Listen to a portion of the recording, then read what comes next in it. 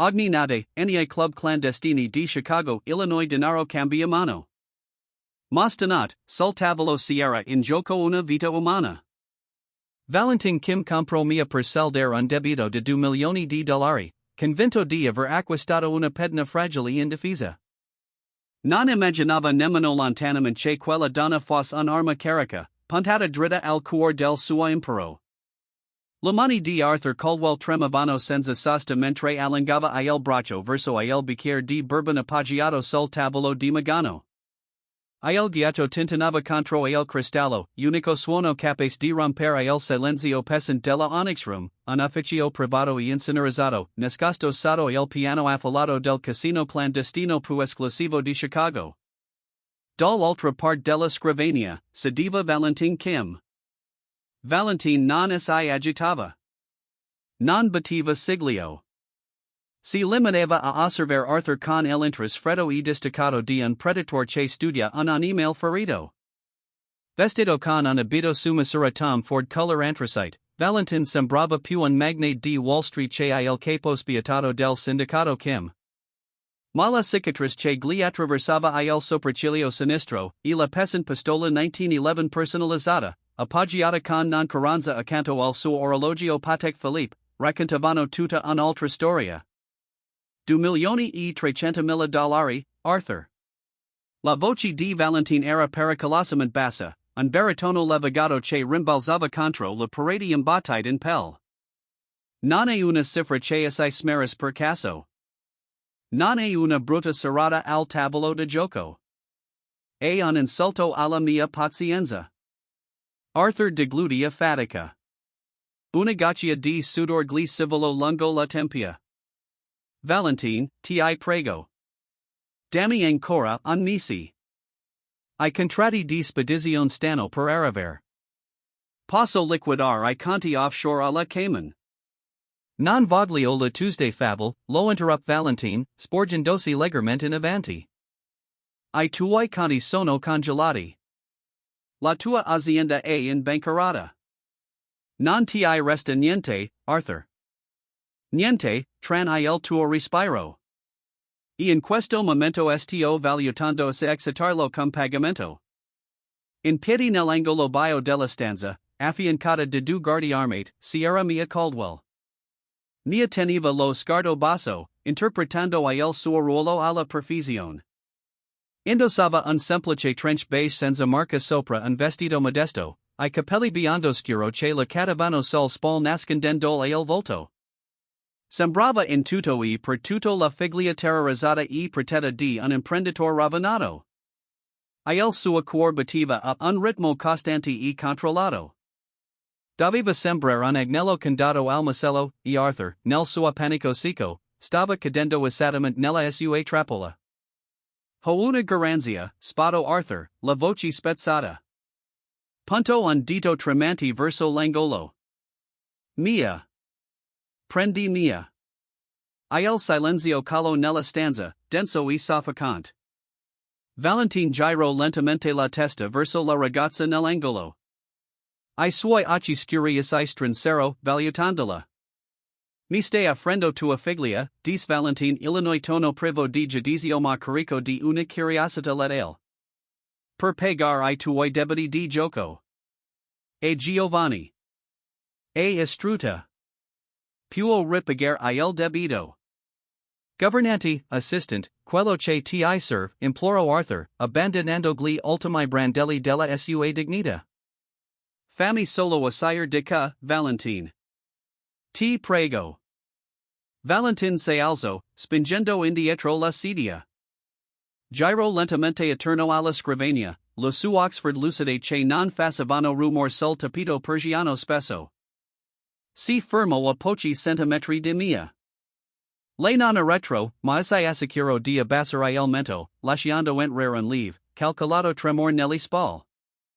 Valentin allungò la mano guantata in pelle, afferrando il mento. La costrinse guardarlo. Mia sosten il suo sguardo. Gli occhi di lui erano come ossidiana, freddi, taglienti, impenetrabili. Cercava la pora, la franchumation di un'anima fragile. Nia glila deed, spalancando gli occhi e lasciando civiler una lacrimo lungo la guancia. Una domestica de 2 milioni di dollari, mormoro Valentin, passando il police lungo la masella di lei. Non sembra il tipo che se lavare I pavimenti. Impera in fretta, Farfulio Arthur dalla scrivania. Valentin lascio cadere la mano, voltando la spalla mia. Guardo Dominic Vargas Illinois sua braccio destro, che rimaneva in silenzio accanto alla porta.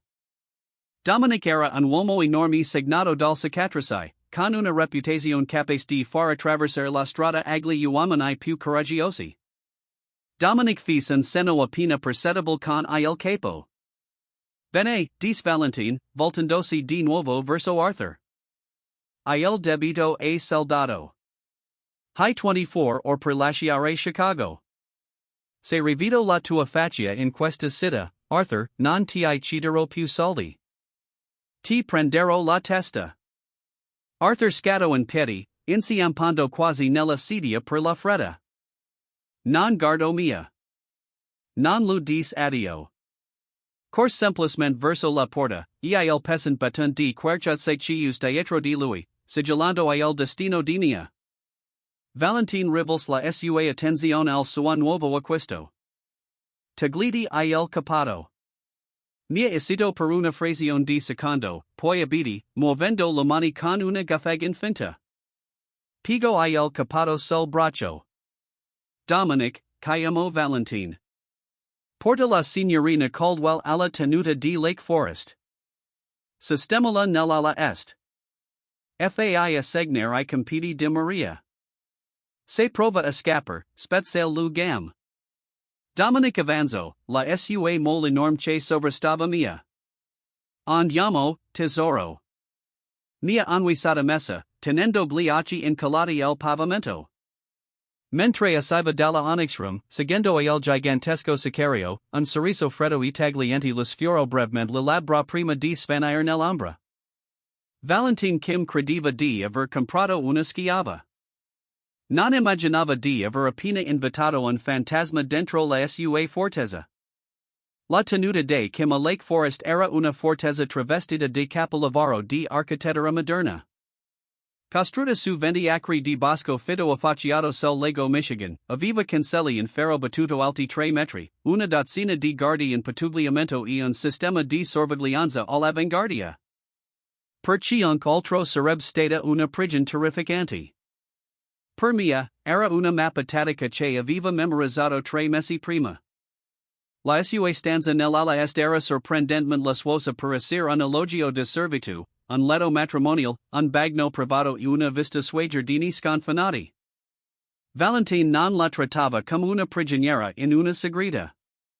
La teneva come un trofeo, un promemoria quotidiano del suo potere assoluto sugli uomini che gli dovevano qualcosa. Per lo prime du settimane, mia interpreto il suo ruolo alla perfezione. Indossava il uniforme grigia e semplice che lo aveva dato Maria, la governante severa. Lucideva I pavimenti in marmo dell'atrio principale finché le ginocchia non le facevano male.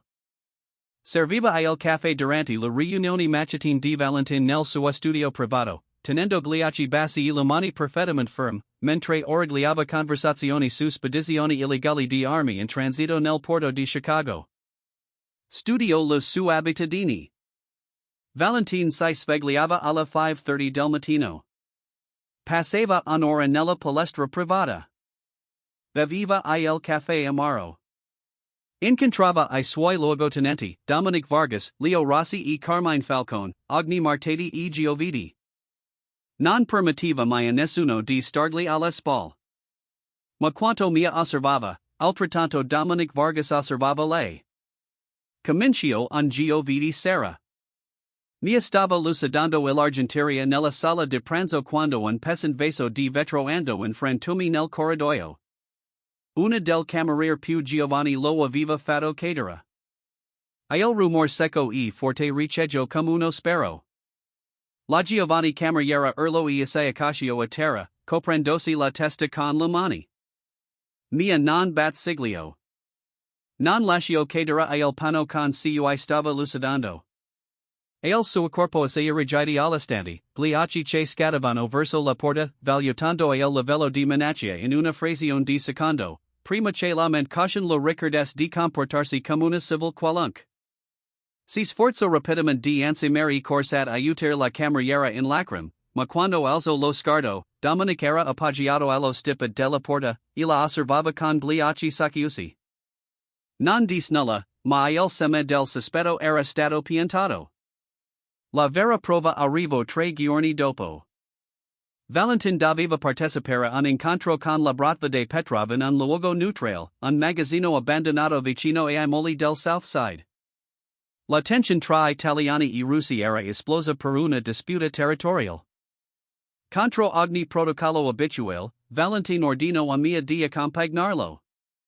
Versrai I drink, la disfredament Valentin, sistemandosi la cravatta davanti allo specchio del corridoio. Non parlerai. Non li guarderai. Se cominciano a volare proiettili, resti a terra. Mia annui Illinois volto una meschera di nervosa remission, ma dentro di se il polso lo accelero. I Petrovirano un elemento imprevedibile. Il tragitto verso il south side fu carico di tension. Mia sediva sul sedile posterior del pesan SUV Mercedes blindato accanto a Valentin, mentre Dominic guidava e un'altra guardia occupava il sedile del passeggero. Altri due SUV li affiancavano. Mentre si avvicinavano ai moli, la nebbia densa proveniente dal lago offuscava I lampioni. Il convoglio svolto in un vicolo stretto che portava al magazzino. All'improvviso, Dominic inquieto. Un camion della spazzatura era parcheggiato di traverso, bloccando il vicolo. In bascetta, abbeò Dominic, ingranando la retromarcia. Ma un altro camion pesan spunto da una strada laterale alle loro spalle, cedendo ogni via di fuga. Il rumor del raffish automatico esplose, lacerando la notte. I proiettili colpivano il vetro antiproiettile della Mercedes, designando Ragnatel di crepe sui finestrini. Giù, ruggi Valentin, estradendo l'arma. Mia non urlo. Mentre la guardia sul sedile anterior armeggiava nel panico con il fucile, mia se lascio civiler fluida sul pavimento de lato, riducendosi al minimo bersiglio possible.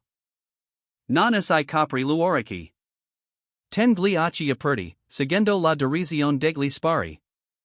Sono suoi teddy. Tre territori, lato sinistro, urlo la guardia davanti, abbassando il finestrino di qualche centimetro per rispondere al fuoco. Fu un error fatale.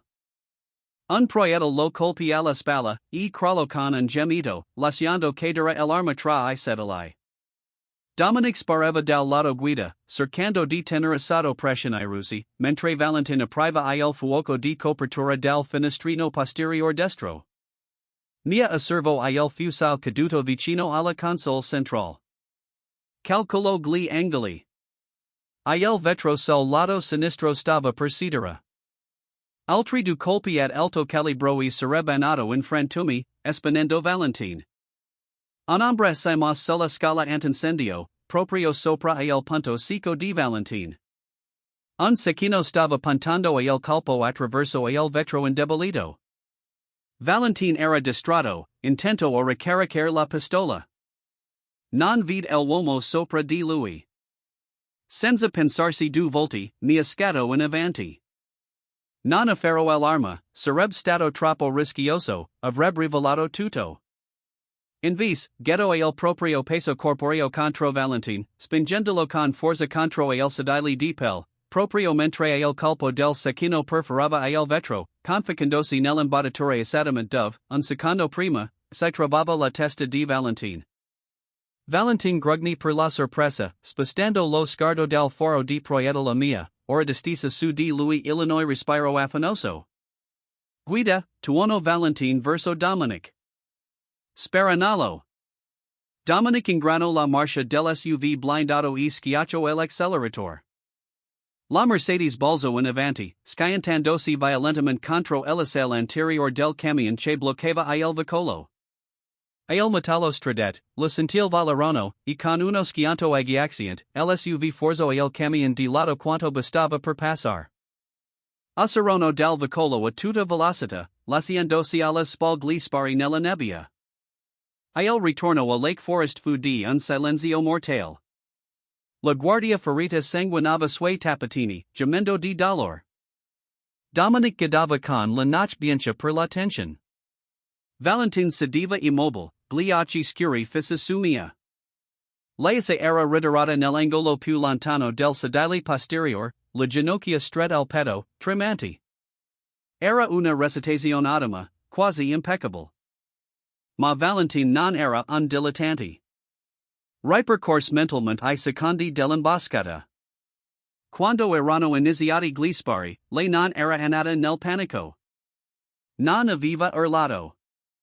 Aveva analizzato gli angoli, e quando il cecchino aveva sparato, lei non gli se era solo accidentalmente scontrata addosso per paura. Aveva calcolato il tempismo alla perfezione. La spinta era stata precisa, tattica, incredibilmente forte. Tornati alla tenuta, dopo aver affidato la guardia ferita al medico clandestino della famiglia, Valentin convocò mia nel suo studio privato. La stanza era bia, illuminata solo dal camino. Valentin verso 2 bicchieri di scotch. Ne porse uno a mia. Lo mani di lei tremavano mentre lo prendeva. Mi hai salvato la vita, disse Valentin lentamente, la voce un basso brontolio.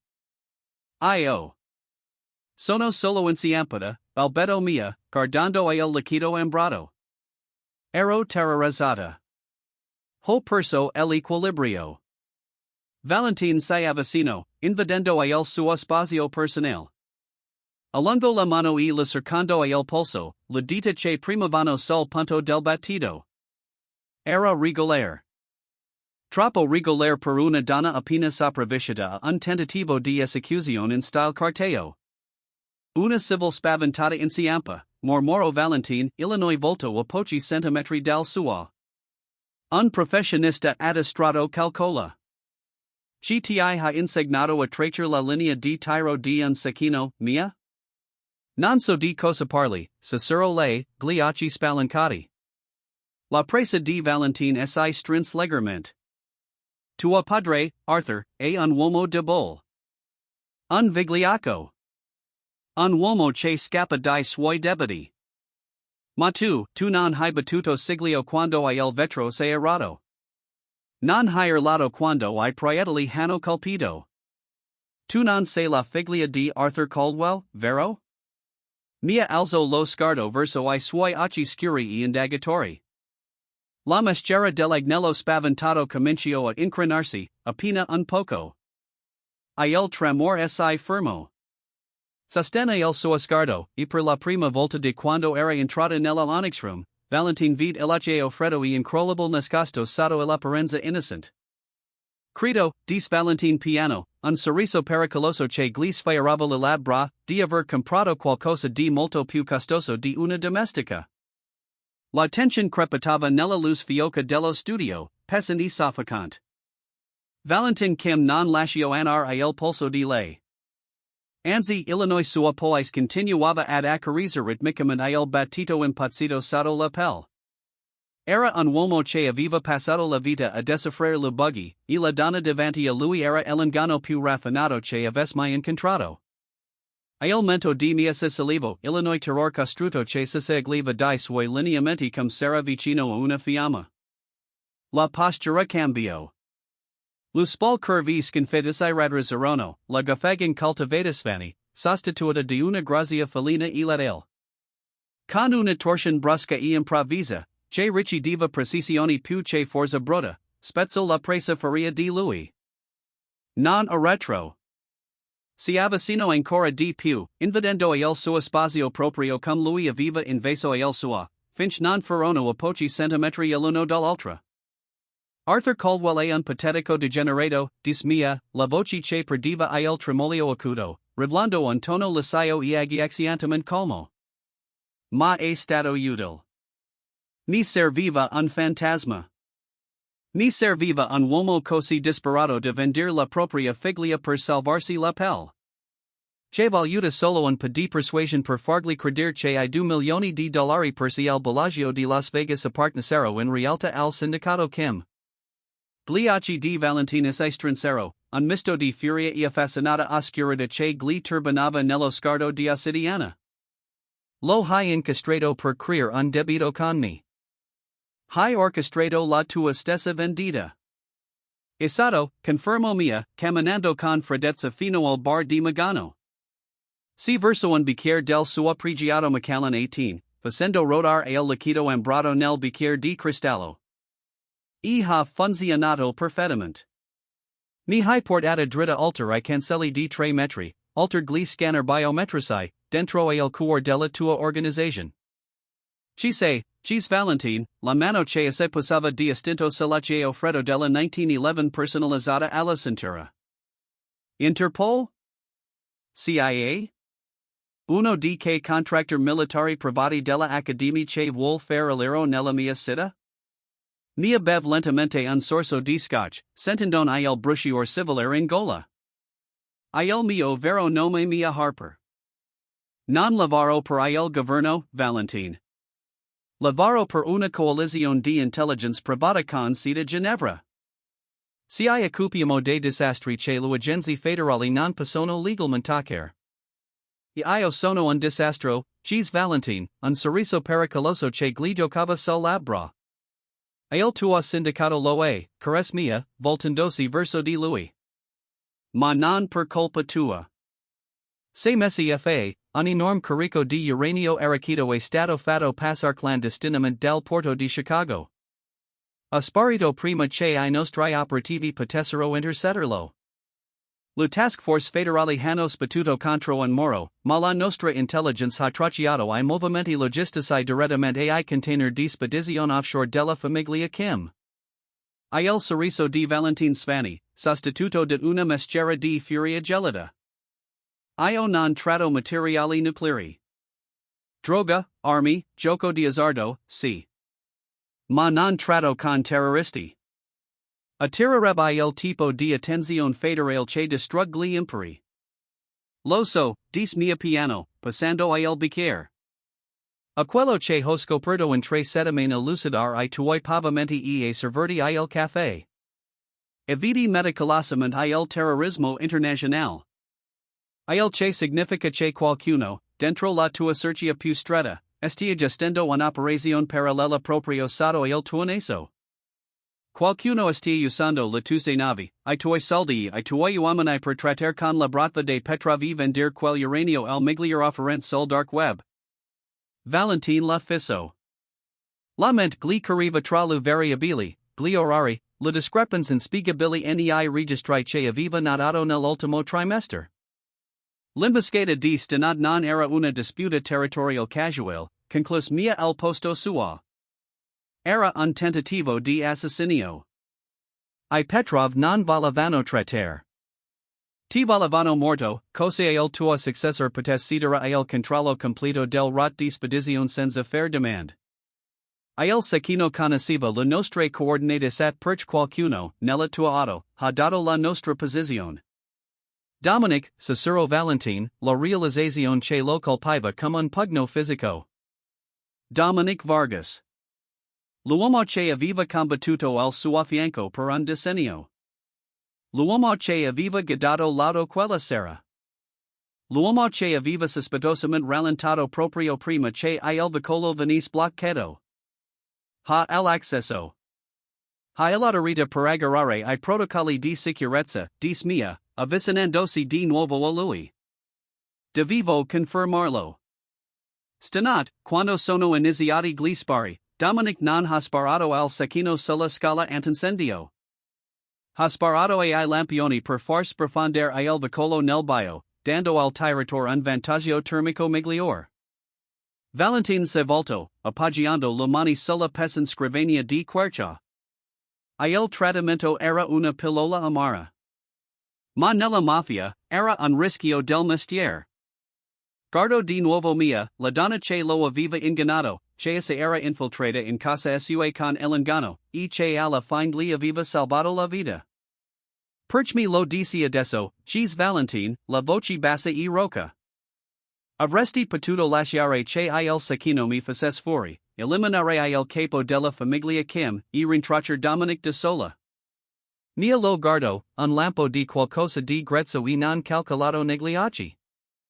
Perch la mia missione era recuperare l'uranio, non abadir la malavita di Chicago. Perch vidurti morire non faceva part del piano. Mi servono lo Tuesday resource per assoltare il complesso de Petrov prima che l'acquirente arrivi domani sera. Te servono la mia capacità tatiche per stanare il tuo traditor. Abbiamo un nemico comune, Valentine. Valentine lo si avvicino lentamente, la sua figura imponente che proiettava l'ombra nella luce del camino. Si fermo quando il suo petto sfiorò quello di lei. Alzo la mano, facendo scorrere la dita lungo la guancia di mia, non più per testare la debolezza, ma riconoscendo all'arma l'edel che era realmente. Una partnership, signorina Harper, mormoro Valentine Illinois respiro che sfiorava le labbra di lei. Il boss della mafia e il fantasma. Un accordo temporaneo, caress mia, anche se il cuore la batteva forte contro le costole per la vicinanza di lui. Vedremo, dis Valentine, un baglier predatorio che tornava nei suoi occhi. Prima, si occupiamo del mio traditor. Il piano era un capolavoro di inganno letale. Valentine convocò Dominic Vargas nella suite esecutiva del Drake Hotel la sera seguente, con il pretesto di una riunione di emergenza per organizzare la rappresaglia contro I Petrov. La suite affacciata sulla Gold Coast era immersa nella luce soffusa del finestre a tutta altezza, con una vista panoramica sul lago Michigan. Mia si teneva nell'ombra della camera di letto adiacente, una Heckler & Koch USP calibro 9 mm silenziata stretta senza tension nella mano destra. Aveva sostituito il uniforme di domestica con una tuta tattica nera aderente, che si muoveva come una seconda pelle. Attraverso lo spiraglio della porta, osservava Valentine verser due bicchieri di bourbon, interpretando alla perfezione il ruolo del boss sotto assedio. La peasant porta di Magano della Suiga si aprì con uno scatto, e Dominic entrò. Sembrava tiso, la mole massiccia contratta. Scanciono la stanza, gli occhi che si soffermarono sull'ombra prima di posarsi su Valentine. Volevi vedermi, boss cheese Dominic, la voce un ringhio rocco. Bevi, Dominic, offrì Valentine, facendo civilare un bicchiere sul banc one di marmo. Dobbiamo pianificare la prossima mossa. I russi hanno superato il limite ieri notte. Dominic prese il bicchiere ma non bev. Dobbiamo colpirli duro. Far saltare I loro magazzini nel South Side. Mandare un messaggio. Un messaggio, repeat Valentine, pensieroso, sorseggiando lentamente il bourbon. Sai, Dominic, ho riesaminato I manifesti di spedizione del Porto, quelli che hai gestito tu personalmente. Sembra sia una discrepanza. Una discrepanza molto pesante. Molto radioattiva. Il corpo di Dominic si irrigidi all'istante. Il bicchiere gli resto sospeso a pochi centimetri dalla bocca. Per una frazione di secondo, Illinois silenzio nella stanza fu assordante. Poi Dominic lasciò cadere il bicchiere. Ando in frantumi sul pavimento di marmo, e la sua mano corse verso il pesant revolver nascosto sotto la giacca. Non riusci mai a estrarlo dalla fondina di cuoio. Mi spalanco la porta della camera di letto con un calcio, entrando nella luce con una grazia terrificante. La sua pistola silenziata tassi 2 volti. Puff. Puff. Il primo colpo frantumo la rotula detrás di Dominic. Il secondo si conficcò nella spalla detrás, neutralizzando il braccio con cui avrebbe strato all'arma. Dominic ruggì di dolore, crollando pesantemente terra Illinois sang che si allargava sul tappeto persiano. Si strinse la spalla, fissando con odio la donna che aveva liquidato come una serva terrorizzata. La domestica, sputò Dominic, tossendo sang. Hai fatto entrare un fed in casa nostra, Valentine. Non è un agente federale, dis Valentin con calma, girando attorno al bank one per fermarsi sopra il suolo agatment caduto. Lo guardo dall'alto con occhi privi di qualsiasi calore pieta. E la conseguenza della tua avidità. Valentin estras la 1911 dalla Fonina, Illinois pesan Corello che scattava indietro con un secco click metallico. Davi el uranio, Dominic? Vai all'inferno, ringio Dominic. I Petrov 6 spazzerano via. La corrente gia ai moli. Siete gia in ritardo. Molo 14, dis mia, facendo un passo accanto a Valentin. Abbasso lo sguardo verso il telefono USAE getta di Dominic, svelato a terra quando lui era caduto. Lo schermo era illuminato da un avviso di messaggio criptato. Le coordinate corrispondono al magazzino secondario de Petrov. Valentin annui lentamente. Punto la pistola contro il petto di Dominic. Hai venduto la tua lealtà, Dominic. Ora anni paghi il debito. Un unico spero assordan riceggio nella lussuosa suite, mettendo a tessera il traditor per sempre. Valentin non esito, non distols lo sguardo. Rinfedero l'arma e si volto verso mia. La realtà fredda e brutale del suo mondo lu era stata rivelata senza filtri, ma lei non battiglio. Aveva visto di peggio, fatto di peggio, in nome della sicurezza global. Chiama la tua squadra, ordino Valentin, la voce carica di autorità assoluta. Digli che il sindacato che mestiere per lanciare un assalto su vasta scala al Molo 14. Recuperiamo il Paco insieme. Il raid al Molo 14 fu una sinfonia di violenza orchestrata. Mentre gli uomini fedeli a Valentin colpivano I cancelli principali, adorando il fuoco pesante della bratva russa, Mia e Valentin si infiltrarono attraverso I tunnel di servizio allagati sotto I moli. Si muovevano come un'unica unità letale, comunicando con gesti silenziosi e un'intuizione reciproca. Quando fecero irruzione nel magazzino principale, scoppiò il caos. I proiettili laceravano cas di legno e fusti di acciaio.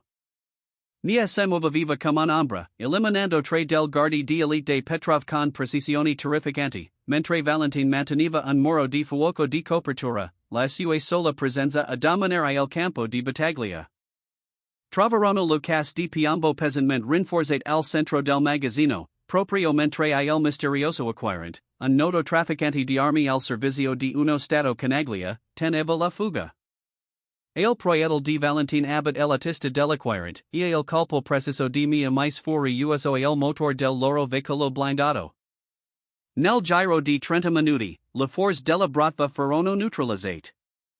L'uranio fu messo in sicurezza, e le luci lampeggianti della squadra di bonifica clandestina di mia si avvicinarono al molo. Valentin rimase ai bordi dei moli, osservando I furgoni tattasai neri che sopraggiungevano. Si pulì una striscia di sang dalla masella, voltandosi a guardar mia. Lei era coperta di lividi, la tuta tattica sporca di polvere. Ma alla luce della luna, era straordinariamente bella. La tua squadra assai recupera della strazione, dis Valentin, avvicinandosi a lei. L'adrenalina dello scontro a fuoco vibrava ancora tra loro, una corrente elettrica che li adorava inesorabilmente l'uno verso l'altra. La tua missione compiuta, signorina Harper. Hai ottenuto quello per cui sei venuta. Mia alzo lo sguardo verso di lui, Illinois petto che si sollevava leggermente. Aveva completato l'incarico. Poteva andarsi, svanire di nuovo nell'ombra di Ginevra, e lasciare il re della mafia a ricostruire il suo impero franchamato. Ma mentre guardava negli occhi di Valentin, s'era seconto della verità che aveva negato a se stessa fin dalla notte nella Onyx Room. Non tutto, Cicero mia. Le mani di Valentin trovarono la sua vita, tirandola contro il suo petto. Non c'è permesso. La sua bocca si abbat sulla sua in un vacío violento e disperato, sigillando un patto pericoloso tra il crimine organizzato e l'uomo. Lei lo bacio con la stessa ferocia, le mani che si perdevano tra I suoi capelli scuri. Era venuta a distruggere I suoi nemici, ma alla fine, aveva conquistato il suo cuore.